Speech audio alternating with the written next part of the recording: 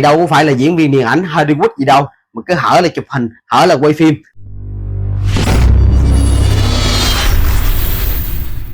Xin chào cô chú anh chị và các bạn. Chào cô chú anh chị và các bạn đến với kênh Vũ Đen. Chúc cô chú anh chị và các bạn một ngày nhiều niềm vui, hạnh phúc và an lạc. Hôm nay con có xem một clip, con xem lại một clip của các YouTuber quay về thầy Thích Minh Tuệ. Con thấy cái video này nó cũng hay nên con chia sẻ clip này đến cô chú anh chị và các bạn cùng xem. Những người nào mà yêu quý thầy Thích Minh Tuệ á, thì nên vào xem nha, để xem để hiểu hơn những cái điều mà thầy Thích Minh Tuệ muốn nói đến mọi người. Con chia sẻ clip này đến cô chú anh chị và các bạn cùng xem nha, cùng xem với con. Con muốn nói cho mọi người đó là bây giờ á, là những cái người mà hộ pháp ấy hay là cái gì cũng về, con cũng không cần ai đi hộ pháp nữa. Cái thứ hai là người dân ấy, mọi người á là cùng về làm công việc của mình, hộ pháp cùng làm công việc của mình, với lại YouTube ấy cũng về làm công việc của mình. Chúng tôi không cần ai đi theo nữa, tại vì đi theo là vừa mất trật tự, vừa mất cái giao thông, mà chúng tôi cũng không có cần phải như thế này. Cái hạnh đầu đà tập học là hữu duyên, tự mình đi khất thực, tự mình lo lấy, tự mình ấy. Còn ai mà các người tu nào ấy mà đi tập học ấy, thì tự lo lấy, tự đi lấy chứ không cần ai cả. Cứ bữa nào cũng như thế này là vừa chính quyền ảnh hưởng giao thông, vừa lộn xộn, vừa không được cái gì cả. Nên là mình cái gì việc nào đáng làm thì mình làm, cái nào không đáng làm thì mình đừng có làm. Như thế này thì nó cũng không đúng cái hạnh ấy. Đi tới đâu mọi người cùng đi theo, rồi ảnh hưởng tụ họp, nó không được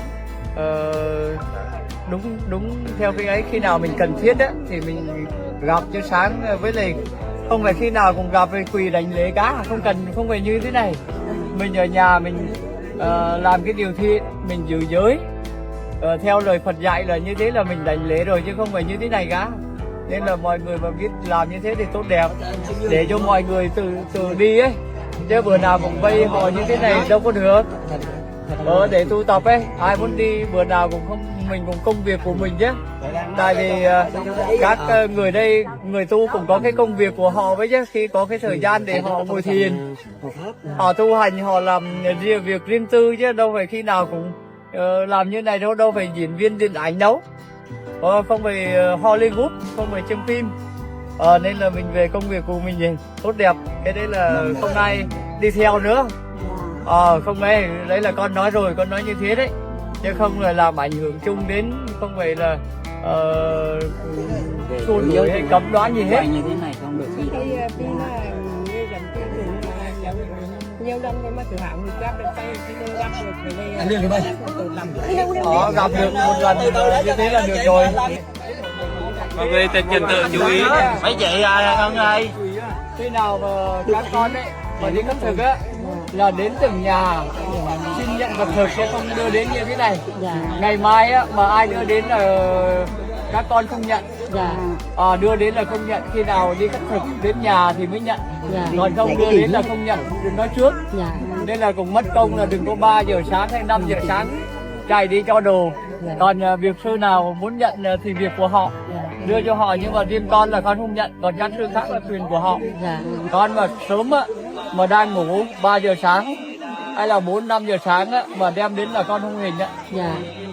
5 giờ chạy theo không nhận. Khi nào giờ con đi cái thực con nói nhận, đến nhà con nhận. Đến chỗ chợ, đến chỗ hàng mà cái chỗ đi khất thực ấy, đúng giờ nhận, chứ không như này nữa. Nên là là sách cơm nước chạy theo lẹn xẹn như thế. A Di Đà Phật, A Di Đà Phật. Cô chú anh chị và các bạn xem clip của thầy Minh Tuệ. Clip này là được các YouTuber quay lại cái thời gian mà thầy Thích Minh Tuệ được mọi người quan tâm, theo dõi và thường xuyên gặp thầy, đi theo thầy để đánh lễ, để quay phim. Và thật sự những người đi theo đang gây cản trở cái việc tu hành của thầy. Đến sự việc xảy ra đó là thầy phải về lại Gia Lai, không được đi xuyên Việt để khất thực, đi thực hành nữa. Thật sự là một điều đáng tiếc. Trong clip á, mọi người thấy đi, thầy chia sẻ đó, thầy nói á, là mọi người về đi, thầy không cần ai đi theo nữa, thầy không cần ai bảo vệ hay là hộ pháp thầy đâu, đúng không? Mọi người nghe kỹ đi. Thầy nói là người dân có việc của mình thì về làm việc của mình đi, đừng đi theo thầy nữa. Còn hộ pháp thì cũng có công việc của các thầy, thì các thầy về đi làm việc của các thầy đi. Còn các bạn YouTuber thì cũng nên về đi, đừng có đi theo thầy nữa, đừng có quay phim thầy nữa, vì thầy cũng cần cái khoảng thời gian riêng tư để tu hành, tu tập. Và thật sự những người đi theo thầy Thích Minh Tuệ đang gây cản trở cái việc tu hành của thầy và ảnh hưởng đến trật tự, ảnh hưởng đến giao thông. Cái điều đó thật sự là không tốt thật, không tốt cho thầy và không tốt cho Việt Nam của chúng ta. Vì thầy đi tu đẹp như thế mà mọi người đi theo vì cái chuyện mà giống như là tò mò, hay là muốn đánh lễ thầy, hay là muốn cúng dường thầy mà tập hợp quá đông. Cái điều đó nó làm ảnh hưởng đến cái việc giao thông trật tự. Mọi người cứ thử nghĩ đi, nếu mà mọi người đi đông như vậy, mà nếu mà có một cái sự việc gì đó như cháy nhà đi, hay là cháy chung cư, hay là cháy nhà xưởng gì đó, mà cần cái đội cứu hỏa để tới dập tắt cái đám cháy đó, mà mọi người đi đông như vậy thì nó sẽ ảnh hưởng đến cái việc mà người ta sẽ đi chữa cháy, đúng không? Thì cái sự việc nó càng tồi tệ hơn và làm ảnh hưởng đến thầy Minh Tuệ. Người ta sẽ nói rằng là vì thầy Minh Tuệ mà những người trong cái đám cháy đó không được cứu, hay là xe cứu hỏa không tới kịp, nó làm ảnh hưởng đến thầy liền. Nên đó là lý do mà chính quyền đến can thiệp và đưa thầy về Gia Lai để ẩn tu. Cái điều mà thầy về Gia Lai ẩn tu là bất đắc dĩ, thật sự là cái điều đó là điều bất khả kháng, nên thầy mới về đó ẩn tu thôi. Còn cái chuyện mà thành lập công ty thì người nhà của thầy thành lập công ty thôi, chứ thầy đâu có thành lập công ty đâu. Những cái gì mà mọi người thắc mắc đó về vấn đề tại sao tu hành mà tu theo 13 hạnh đầu đà mà lại lập công ty, thì lập công ty là người nhà anh em của thầy Thích Minh Tuệ lập ra để bảo vệ thầy Thích Minh Tuệ thôi. Vì chính quyền có thể là không cho thầy đi theo 13 hạnh đầu đà như ngày xưa nữa, hay là đi tu hành, đi thực hành xuyên Việt như ngày xưa nữa. Vì người dân người ta rất là tò mò, người ta đi theo và ảnh hưởng đến cái việc tu hành của thầy. Hơn nữa là sẽ gây ra mất trật tự, an toàn giao thông. Nên cái việc mà thành lập công ty là các anh em của thầy thành lập ra để bảo vệ thầy, hay là bảo vệ những người nào mà đồng tu với thầy thôi. Còn cái việc mà thành lập công ty mà có cái gì đó mà để liên quan tới lợi ích cá nhân thì cũng là có anh em của thầy thôi, chứ thầy đâu có liên quan. Thầy không cần tiền mà, thầy đâu có cần gì đâu. Mà mọi người nhiều lúc cái suy nghĩ là tại sao đi tu mà bây giờ thành lập công ty, thì nó làm cho mọi người không có tin tưởng nữa. Thì cái chuyện đó là chuyện của anh em của thầy, chứ thầy đâu có thành lập công ty đâu mà tin tưởng không tin tưởng. Thầy bất khả kháng nên thầy mới về công ty đó để ẩn tu thôi. Chứ nếu mà chính quyền mà cho thầy đi xuyên Việt, hay là đi tu theo 13 hạnh đầu đà tiếp nữa, thì thầy vẫn đi Tại vì người dân người ta tò mò quá, người ta cản trở cái việc tu hành của thầy, rồi ảnh hưởng đến an toàn giao thông. Chứ còn thầy mà thả thầy mà để thầy tự do thầy đi là thầy sẽ đi tiếp, chứ thầy không bao giờ thì ở một chỗ đâu. Vì cái việc tu hành của thầy là theo 13 hạnh đầu đà, chứ không phải là tới ở một cái nơi nào đó để làm chủ trì đâu. Nên mọi người đừng có suy nghĩ về thầy là thế kia thế nọ, nó không đúng đâu, rất là tội nghiệp cho thầy. Vì trong clip thầy nói nè, hạnh đầu đà là hữu duyên, tự đi khất thực, ai cho thì tự lấy. Còn những người nào mà muốn đi học theo thầy thì tự đi một mình thôi, đừng có đi với ai cả, và không cần ai đi theo cả, không cần ai bảo vệ cả. Thầy cũng nói tiếp, ngày nào cũng đi như vậy thì rất là mất trật tự, ảnh hưởng đến an toàn giao thông và không được cái gì cả. Mọi người thì bỏ công ăn việc làm đi theo thầy để được cái gì đâu. Mà những người người ta kính trọng và tò mò về thầy nên người ta đến rất là đông luôn. Nói sao người ta cũng không về cả, vì người ta kính trọng thầy quá đi nên người ta không có chịu về. Và những anh YouTuber đó, anh đi theo quay quá nhiều, nó làm ảnh hưởng đến cái việc tu hành của thầy, hay là ảnh hưởng đến giao thông thật sự. Nên cái việc mà đưa thầy về Gia Lai là thật sự là bất khả kháng, và nói chung cũng hợp lý thôi. Nội mà về Gia Lai ẩn tu thôi đó, rất là nhiều Phật tử cũng đi tìm đến và đảnh lễ thầy và cúng dường thầy, với mục đích là muốn gặp thầy một lần để đảnh lễ, để đó là niềm hạnh phúc của người ta, nên người ta tìm đến rất là đông. Nhưng đó là những cái gì mà Phật tử muốn tìm đến thầy mà thôi, chứ thầy cũng chẳng muốn đâu. Vì thầy cũng nói trong clip nè, thầy không cần ai đến lễ cả, nên ở nhà làm việc thiện, giữ giới theo lời Phật dạy, thì cũng như là đảnh lễ rồi, không cần đảnh lễ thầy làm gì. Đó là những cái lời mà thầy muốn nói ra trong clip đó mà chẳng qua là người dân người ta không nghe lời thôi. Những người người ta kính trọng quá thì người ta muốn đi theo và đảnh lễ thầy thôi. Cái đó nó giống như kiểu là lần đầu tiên người ta gặp một người mà tu 13 hạnh đồ đà khác lạ như vậy, nên cái việc mà điểu người ta về nó cũng rất là khó thật sự. Thầy cũng nói tiếp Vì chính cái việc mà đi theo thầy á quá đông như vậy, rồi gặp lúc nào cũng quay, lúc nào cũng bu đông như vậy, thì thầy không có thời gian ngồi thiền, và nó cũng ảnh hưởng đến cái việc tu hành của thầy. Vì những cái lời mà Phật dạy á, trong Đạo Phật á, nó có 3 lớp: giới, định, tuệ. Khi mà giữ giới á, tốt á, thì trong thiền định thì mới sinh ra trí tuệ. Mà một người bao vây đông như thế thì làm sao thầy có thời gian mà thiền định được? Thì nếu mà thầy không thiền định được thì làm sao mà có trí tuệ được, đúng không? Chứ còn những cái gì mà mình đọc ở trong kinh sách á, thì nó mới mãi là trong kinh sách. Có những cái á, thì chúng ta hiểu, còn có những cái chúng ta không hiểu. Đâu phải là cái nào đọc cũng vào hiểu đâu. Mà đó là lý do mà thầy phải có cái thời gian để thiền định.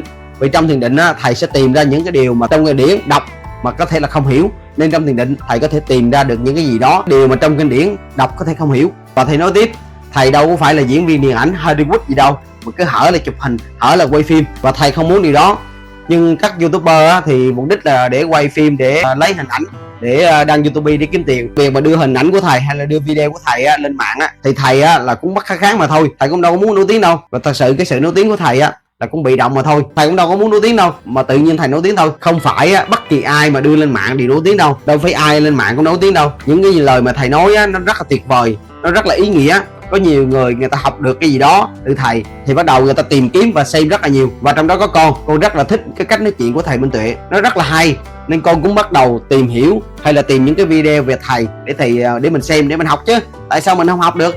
Còn những người nào mà người ta không học thì kệ người ta, chứ mình đâu có thể bắt ép người ta để xem và thích thầy Minh Tuệ được. Có nhiều người ta suy nghĩ không có giống mình, nên khi xem thầy thích Minh Tuệ á, là người ta có cái cảm giác nó tiêu cực hơn mình, nó không cùng một cái suy nghĩ giống như mình đâu. Nên cái điều đó là mình không cần. Những người nào xem yêu quý thầy thích Minh Tuệ thì cứ tìm hình ảnh thầy thích Minh Tuệ mà xem tiếp. Còn những người nào mà không yêu quý hay là nói thầy thích Minh Tuệ này nọ thì đừng có xem những hình ảnh hay là những cái video về thầy thích Minh Tuệ là được rồi. Chứ hơi sức đầu mà đi tranh cãi làm gì cho nó mệt bản thân. Vì người ta đã không cùng đồng quan điểm của mình rồi thì nói như thế nào người ta vẫn bác lại và phản kháng lại, chứ người ta không có theo ý mình đâu. Nên cái việc giải thích hay là cãi cọ đều là vô ích. Trong cái clip thầy cũng nói cái việc tu hành hay 13 hạnh đầu đà đó là đi tới khất thực từng nhà, chứ không nên mang đồ ăn hay là thức uống tới cúng dường tại cái vị trí của thầy. Nó không có đúng. Có nhiều người ta tới 2-3 giờ sáng để người ta chuẩn bị những cái đồ cúng dường tới thầy, mà lúc đó thầy sẽ không muốn nhận đâu. Vì thầy đi khất thực tới tại cái thời điểm lúc mà thầy cần đi khất thực á, thì thầy sẽ nhận. Còn cái lúc mà thầy chưa dùng á thì thầy cũng không muốn nhận đâu. Vì tu theo 13 hạnh đầu đà là không có để dành thức ăn hay là dự trữ thức ăn. Mọi người xem xong cái video của thầy thích Minh Tuệ thì mọi người để ý đi, thầy không muốn ai đi theo cả. Vậy mà một số người lại nói thầy là được ekip gì đó dựng lên và ai đó chống lưng thầy. Những cái điều mà thầy muốn nói là thầy nói trong cái clip đó rồi. Thầy không muốn ai đi theo cả, không muốn ai bảo vệ, mà cũng chẳng muốn những người nào gặp thầy phải đánh lễ. Thầy nói là mọi người về giữ giới đi, học tập theo lời Phật dạy là coi như là đánh lễ rồi, đừng có gặp thầy mà cái đánh lễ. Còn những bạn mà quay phim hay là những bạn YouTuber quay phim đưa lên á thì thầy cũng không muốn. Thầy nói mọi người về đi, làm việc đồng đi. Còn thầy cũng không cần những người nào mà đi theo hay là làm hộ pháp hay là bảo vệ thầy. Tại sao thầy nói rõ như vậy rồi mà một số người vẫn khăng khăng là thầy đã có một cái đội ekip nào đó dàn dựng lên. Cái đoạn video này nó đã chứng minh là thầy thích Minh Tuệ là chỉ đi một mình thôi, và muốn đi một mình thôi, không muốn lôi kéo ai cả, không muốn ai đưa hình ảnh của thầy lên trên mạng cả. Nên cái việc mà nói thầy được cái thành phần kia chống lưng để dựng lên, để tạo dựng lên, để kêu gọi mọi người đứng lên chống phá đất nước là không có rồi. Chưa bao giờ thầy nói xúc phạm hay là đụng chạm bất kỳ ai, và thầy chưa bao giờ có mục đích là tạo ra một cái đạo riêng cho thầy, và thầy chỉ là một thôi. Đến bây giờ, thời điểm bây giờ cũng vậy, thầy chỉ là một thôi, không có ai đi theo cả. Chỉ những người thân của thầy là đi theo bảo vệ thầy, với mục đích thứ hai là tránh gây mất trật tự an toàn giao thông. Thầy vẫn tu một mình thôi. Thật sự nếu mà thầy có một cái ý định nào mà xấu thầy sẽ kêu gọi mọi người và lập tăng đoàn riêng và tạo ra một cái đạo riêng, chứ không phải là đi một mình như vậy, đúng không mọi người? Còn những người ở trên mạng luôn luôn bư móc hay là soi mối những cái điều về thầy để nói xấu thầy và cắt ghép đâm chọt những clip về thầy, thật sự là những người đó là những người xấu tính. Đã là những người mà đi soi mối người khác là những người xấu rồi. Trong cuộc sống này những người nào mà đi soi mối những hành động của người khác là những người xấu, chắc chắn là xấu. Con nói mọi người nghe luôn, chắc chắn là xấu, không hề tốt đâu. Người ta không bao giờ muốn tung hô hay là dành những cái lời mà tốt đẹp dành cho người khác, mà người ta luôn soi mối để tìm những cái điểm xấu hay là những cái điểm mà người ta nói để gây hiểu lầm đưa lên mạng để nói xấu hay là bóc phốt người khác. Mà thường những người đó người ta không muốn những người khác cao hơn họ, và họ muốn tất cả mọi người là luôn luôn thấp hơn họ. và họ thường là họ tỏ vẻ ra họ có kiến thức sâu rộng hay là dạy đời người khác. Đó là những người kiêu ngạo, cao ngạo, và người ta không bao giờ học được cái gì tốt đẹp trong cuộc sống này đâu, vì họ ở trên cao mà, họ nghĩ ở trên cao mà, nên họ đâu có chịu cúi đầu để học hỏi cái gì đâu. Chỉ có những người nào mà chịu hạ cái mình xuống thì mới học được những cái điều tốt đẹp trong cuộc sống mà thôi. Những người nào mà người ta sống tốt là người ta sẽ thấy cái mặt tốt của người khác hơn là thấy cái mặt xấu. Ông cho ta có câu là biển sâu tĩnh lặng, lúa chín cúi đầu, là ý là nói những người nào mà chịu cúi đầu sẽ học được rất là nhiều thứ hay ho trong cuộc sống. Có khi là người ta là vĩ nhân luôn, người ta vẫn cúi đầu để học hỏi, chứ không phải là mỗi lần mà nói ra đó là đi soi mối những cái điểm xấu, những cái điểm không tốt của người khác, hay là cắt ghép những cái video để gây hiểu lầm, để tạo ra cái ấn tượng xấu, để hạ bệ người khác và tự đưa cho bản thân mình lên cao. Đó là những người chỉ biết cái tầm này thôi, không biết cái tầm cao hơn. Người ta chỉ ở cái tầm này thôi, người ta chỉ hiểu cái tầm này thôi. Và từ khi Thầy Thích Minh Tuệ xuất hiện những người nào là những người là chịu cúi đầu học được rất là nhiều thứ từ Thầy Thích Minh Tuệ. Còn những người nào mà không biết cúi đầu cứ nghênh khuôn mặt cứ cao ngạo thì không bao giờ học được cái gì từ Thầy Thích Minh Tuệ đâu. Những người nào yêu mến hay là kính trọng Thầy Thích Minh Tuệ là thường những người lớn tuổi, những người đã trải qua sự đời rất là nhiều rồi, những người dày dạn kinh nghiệm rồi, người ta mới nhìn được những cái điều hay ho từ Thầy Thích Minh Tuệ, điều tuyệt vời từ Thầy Thích Minh Tuệ mà thôi. Cô chú anh chị và các bạn thấy video của con hay và có ý nghĩa thì nhấn cho con một like, ủng hộ con bằng một nút đăng ký. Con cảm ơn cô chú anh chị và các bạn rất là nhiều. Chúc cô chú anh chị và các bạn một ngày nhiều niềm vui, hạnh phúc và an lạc. Hẹn gặp lại cô chú anh chị và các bạn ở video tiếp theo.